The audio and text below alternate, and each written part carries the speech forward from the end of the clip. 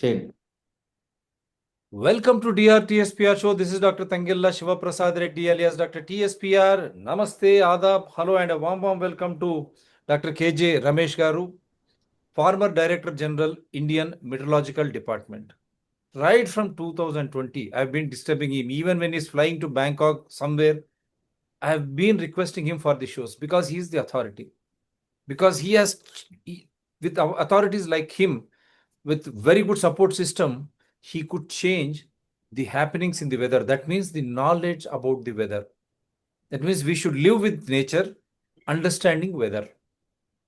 That is what we said. That is why we say climatic changes are impacting our lives. Weather is changing, nature is being destroyed. As if that is not enough, the North Indian states, where Himalayas, they are the foothold of Himalayas.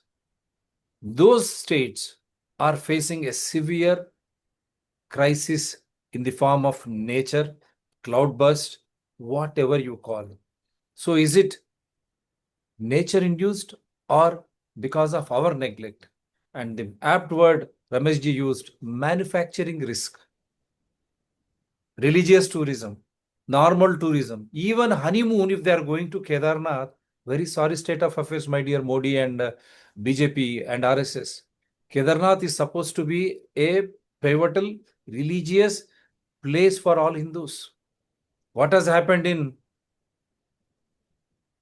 what do you say, the celestial 144 years Ganga, this thing, stampede took place there. So many were killed. Mismanagement. But here, the mismanagement is with the nature and weather, the hills and hillocks. He will describe what was the scene in 1984, what is the scene today, and what about 2013 floods in Uttarakhand to Sikkim, having all northeastern states. Did we learn anything? Or we are destroying? Is it a self-destruction? That is what we say, Trinetra, third eye of Shiva. Is that happening now? Sir, please, after introductory remarks, I'll show you videos and we'll continue our discussion. Please, sir, go ahead. Thanks, Andy, for calling. Particularly hill states, very important for Hindus in terms of religious tourism. Most sacred Chardham Yatra, Kedarnath, Badrinath, Gangotri, Yamunotri, every Indian, at least once in lifetime, they would like to pay their homage to those places and believe that mukti is obtained by virtue of that darshan. So it is most sacred for every individual in the country and every family of the country. So because of that, lot of importance and respect to the state of Uttarakhand in particular. And Himachal is also equally important in terms of several temples are there, Shakti temples are there. Even Jammu and Kashmir has several places of religious importance. Sikkim is another hill state. Similarly, all northeastern states are hill states, part of Himalayas. By design, by law of nature, they are highly prone to earthquakes already. Highest magnitude earthquakes have happened in history over our side of Himalayas, Chinese side of Himalayas, and several parts of sides of all sides of Himalayas, right from Afghanistan, Iran to Myanmar. We have seen the Himalayas are spread and they have been experiencing very intense earthquakes, both over the land and even our seas. Tsunami, we have seen seabed earthquake. So that Himalaya is already vulnerable and unstable because of low magnitude earthquakes. Daily 15-20 earthquakes are recorded, less than 3 in the Richter scale. So that is the place. That's how the population is less, and habitations are distributed, and roads are built based on the slope stability, geotechnical studies. In the past, roads are built wherever up to whatever extent it was becoming possible. If you see earlier, Badrinath road was there up to Joshimath only for centuries. From Joshimath, people used to take by walk.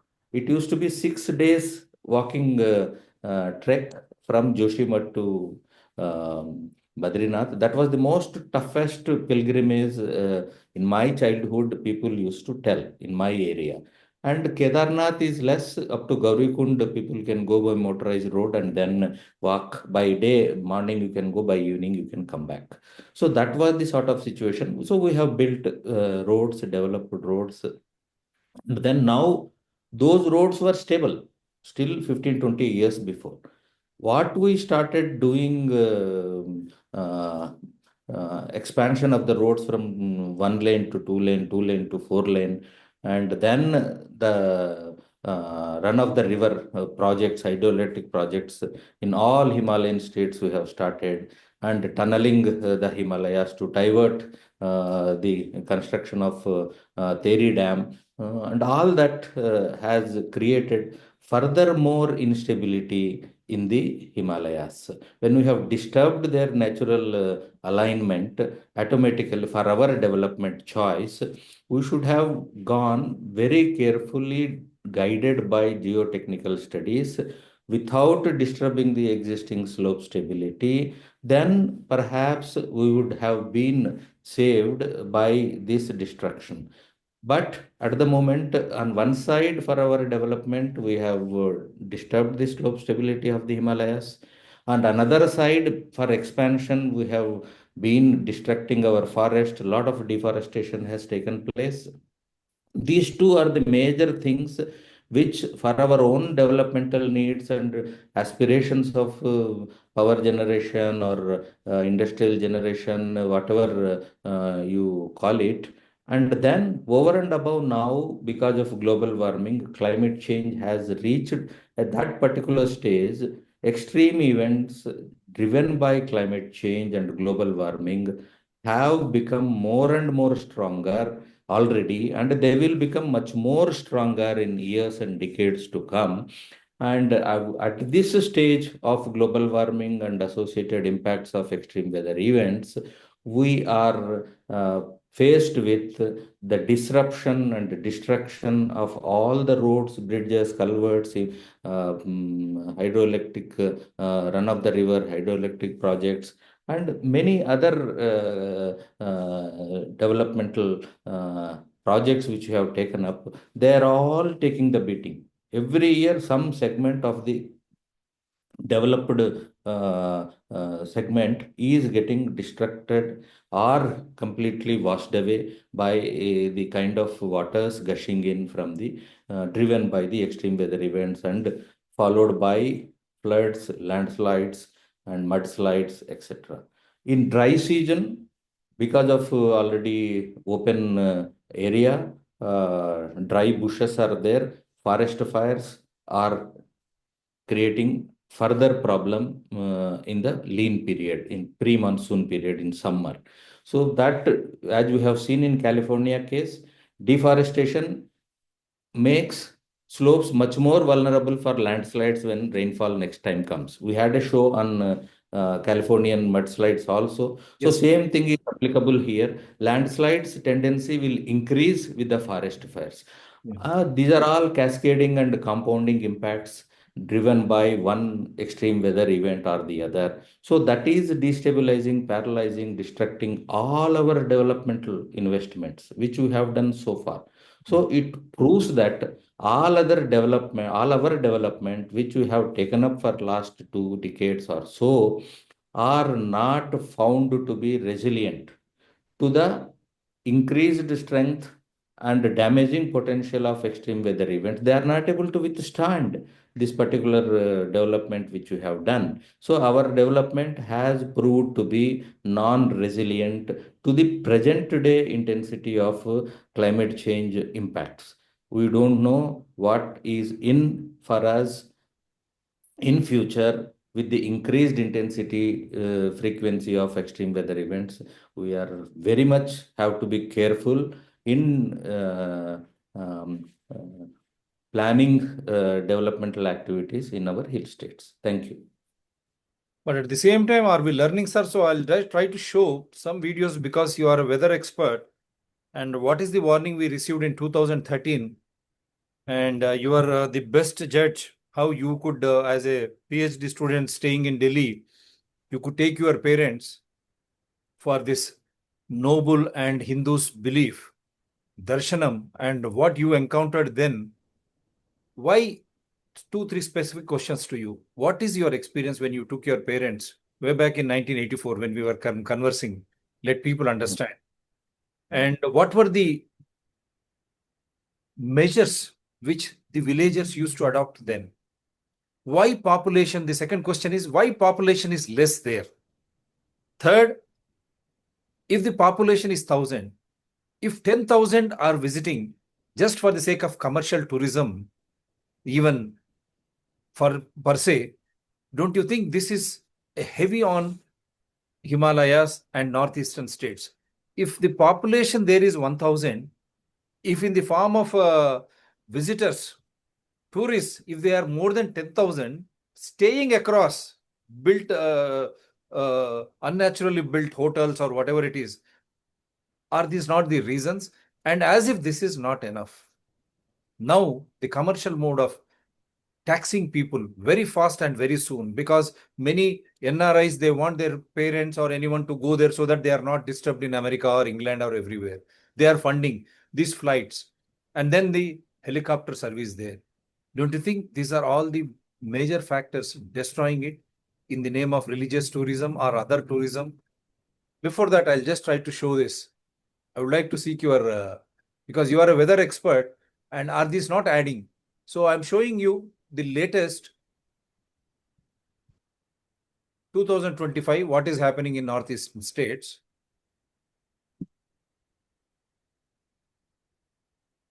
Heavy rain lashes Uttarakhand, Himachal Pradesh and Chhattisgarh. Uttarakhand's Sonprayag and Rudraprayag are affected by severe landslides. The landslides have occurred on the way of Amarnath Yatra from Sonprayag to Kedarnath. Now, people who have come up for pilgrimage are stuck due to such critical situation. 40 people were rescued earlier by SDRF teams on their way to Kedarnath. And according to Chamoli police, the Badrinath National Highway is still blocked due to debris falling from the hill near Nandprayag and Baner Pani. Now, Himachal Pradesh's Mandi is also affected by severe downpour. Houses have been damaged, vehicles have been swept away due to cloudburst and continuous rainfall in the Siraj constituency. Cattle have also been lost after cloudburst and flash flood incidents in the state. And it's not just Himachal Pradesh. Heavy rains have also affected Chhattisgarh's Pendra and Gorela Pendra Maravahi. Flood-like situations have occurred in the area as well due to continuous downpour. At the situations, residents have been urged to remain vigilant and take necessary precautions to stay safe. People have also been advised to avoid any insignificant travel if they can and remain in secure locations. This as situation continues to worsen with heavy downpour in the state.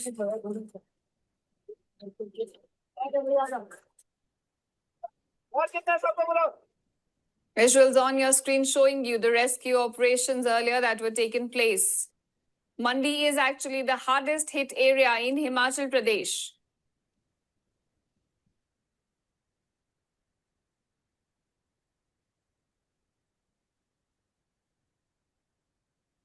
So this is one aspect, and did we learn? No. Now I'll go back to 2013, sir. Yes. Let people understand.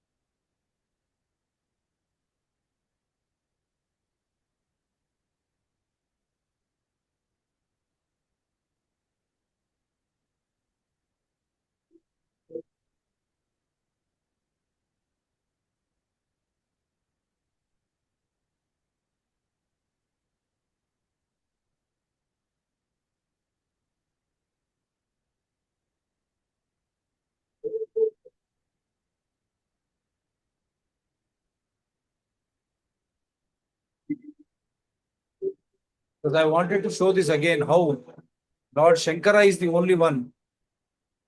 Yes. Just let them people understand why we are not learning.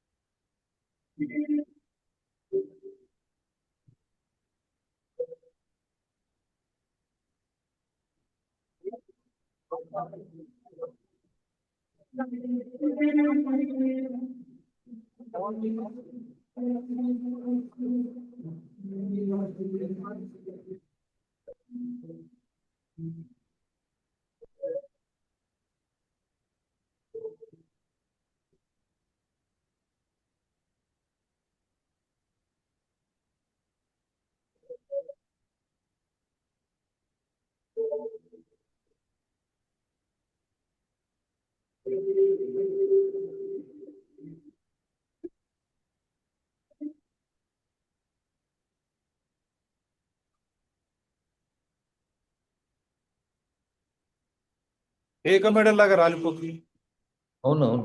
महल टूट के गिर रहे हैं, फिर भी हम नहीं सीख ఇంకా నేర్చుకో. ఇంకా నేర్చుకో.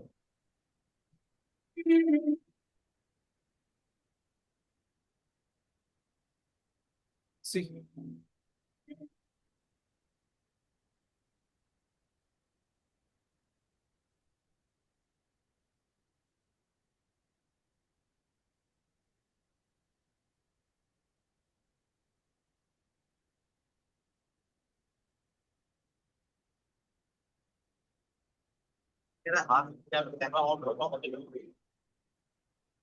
As I'm trying to show so that people understand.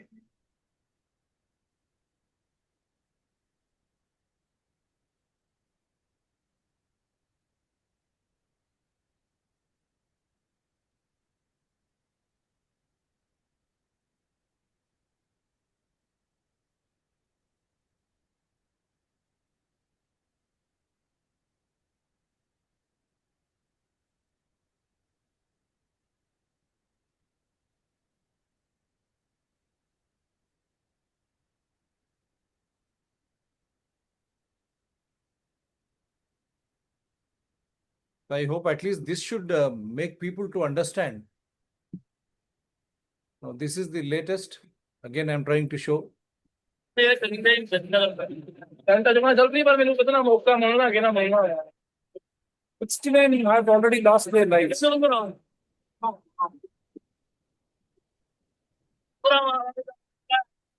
थोड़ा खोआ पानी फिर वो आए ने चली नहीं झटका लगता है घंटा जमा जल्दी पर मैंने कितना मौका मिलना कि ना महंगा है क्यों नहीं बंद रहा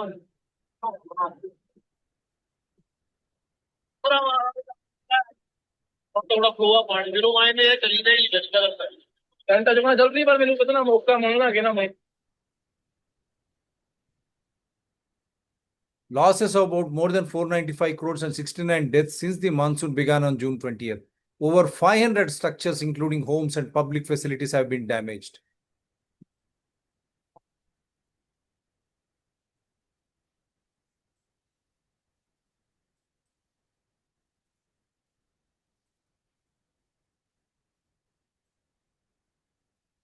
Dai, hey Gurdu, ateş yakaladı.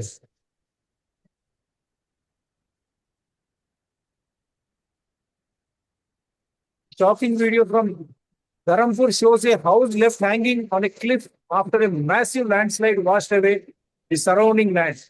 The deep erosion highlights the severity of the monsoon damage in Himachal Pradesh, hitting lives and property at serious risk. They should understand this is not cinema. The fury of nature.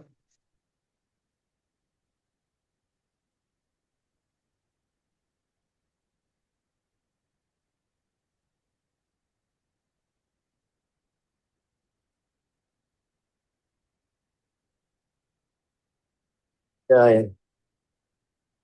हे गुरुदेव जगते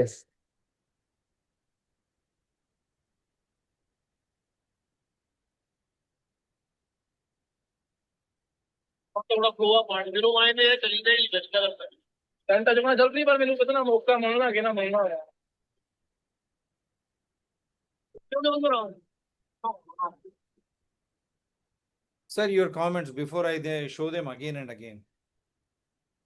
Yeah, ఇప్పుడు now one thing we have to understand, we are living there, all our people are living there, very low density population compared to other parts of India.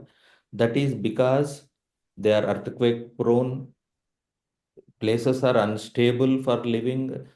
That's why in remote areas, wherever they find stable locations, there only habitations were developed in the past centuries in Himalayan hill states. And that's how the religious pilgrimage was limited to people. And then we have to understand they cannot hold more and more loading of people and pilgrimage because slopes themselves are stable. Himalayas themselves are young compared to other global Himalayan, global mountain ranges. So we have to understand, we have to be safe from these extreme weather events, backed by earthquake vulnerability, etc.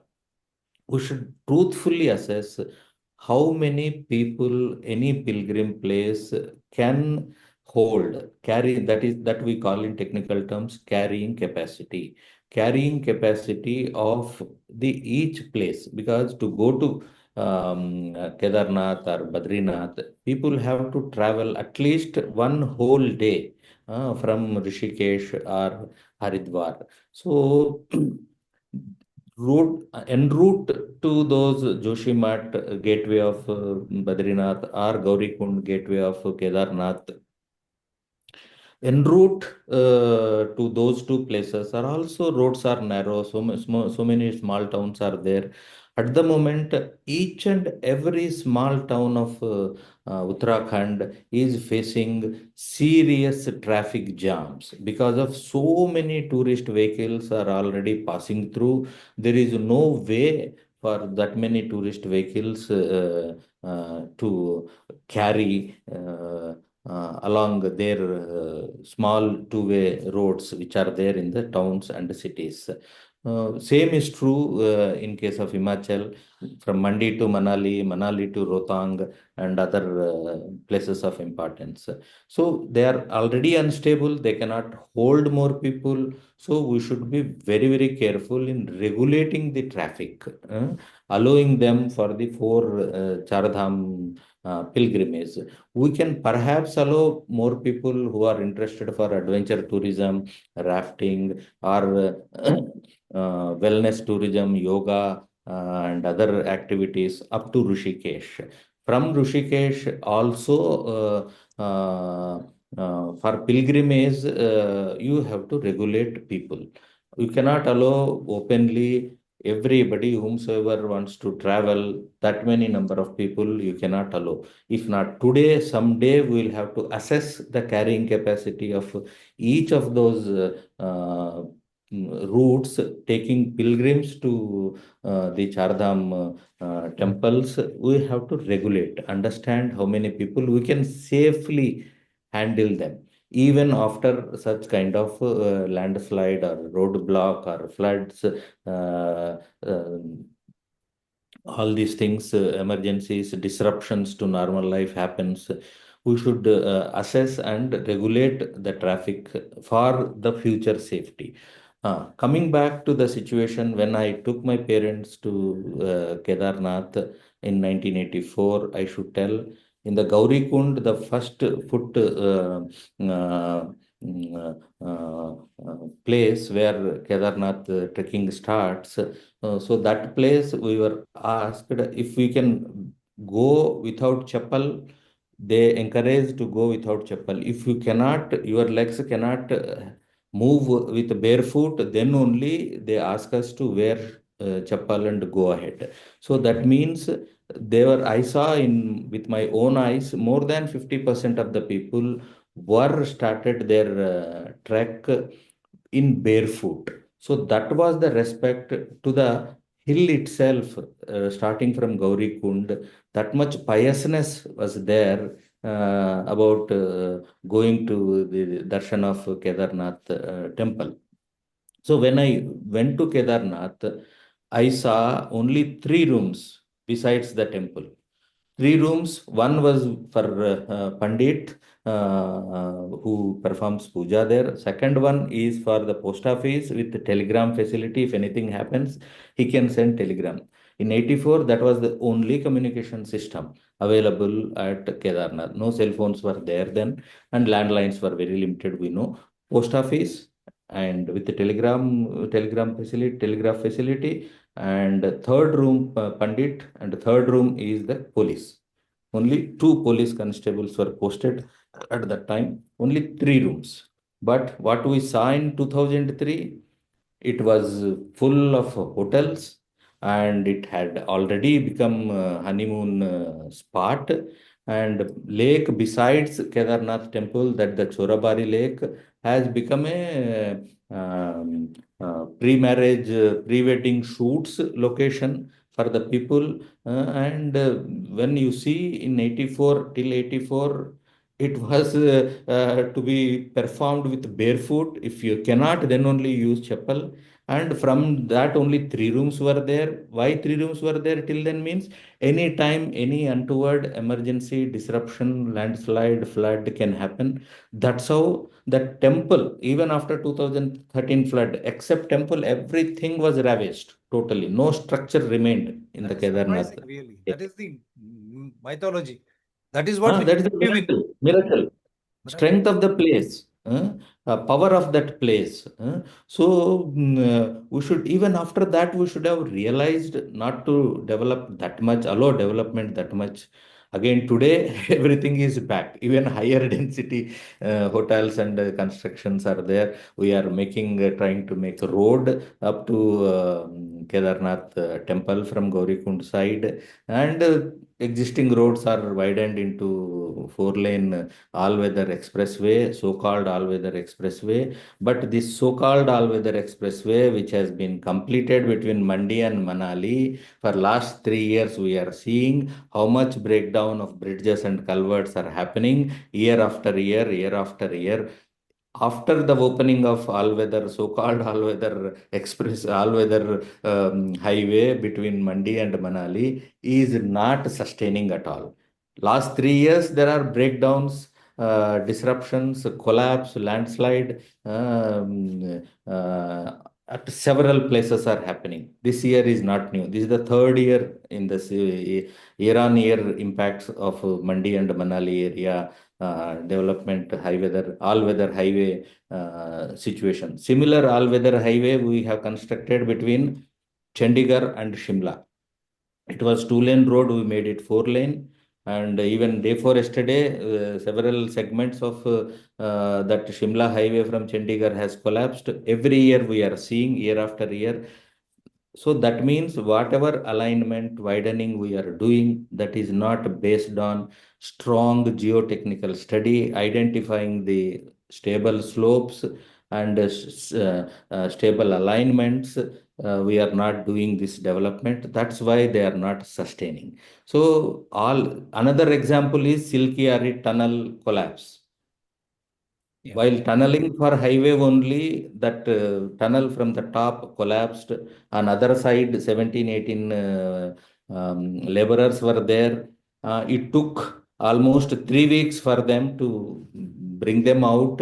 And that too, all technology available in the world where we have brought in, that could not open up that collapsed debris. Finally, with handheld effort from the Chennai army people, that was opened up. So it is Silkiari tunnel without geotechnical survey. identifying the loose segment of the hillock above the tunneling location. Without doing that kind of survey, we went ahead for the tunneling effort, and at the same time, without escape route, we are tunneling. Yeah.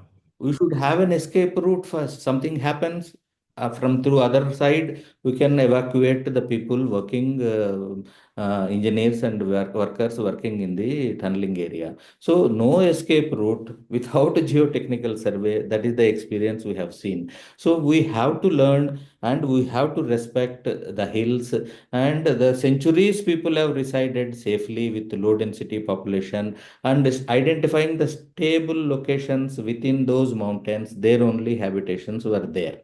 So big towns were there, but limited population. Expansion was limited. Now, because of tourism and economic development, aspirations to grow faster and faster with tourism dependent economy, we have made them those places into tourism centric economy, and the developmental choices we have made are not because shown to be proving to be sustainable. And all investment we have made from the government side and the individual side to facilitate the hospitality sector investments by the individuals, all are under threat now. So whatever investments government has made are not becoming sustainable. It is a developmental setback we are seeing, apart from the safety of the people going for pilgrimage and the risk of the communities living for centuries in those areas. We have to respect the state of affairs and the fate of climate change impacts that is happening because of global warming. We have to understand the natural risk, manufactured risk, and the future risk which is going to come by virtue of climate change and earthquakes. And we have to plan our way of using those pious hills and the temples, visiting associated pilgrimage, keeping safety as the highest priority, and sustainability of the infrastructure, and maintaining the piousness and preservation of those sacred places. Don't you think in the name of development and this religious tourism, where every Hindu wants to go there, are we not risking the security aspects also? These mountains tomorrow, if we have seen how the Badrinath route and how the Himachal areas, there are landslides, such big landslides, and so many people dying in Himachal Pradesh and so many being rescued in Uttarakhand. And don't you think this sustainable flow? No, we should not compromise the safety. Yeah. Ensuring the safety is the first priority of the governments. Without compromising the safety, you allow tourism economy to sustain and develop and build all those support systems for improving the tourism centric economy to the communities there. So we should not see that as negative. Regulating people. Why we have to regulate people is for safety only. We have one example of regulating people. Necessity to regulate people is Amarnath Yatra. Only two routes are there. It can handle a set number of people. So we register them, regulate them on two locations from Sonmarg side, Baltal side, and as well as on the Pahalgam side. We only allow certain number of people who can go and come back in batches with identification and everything. All that very serious regulation is there because now we understand the carrying capacity of that place going to Amarnath cave.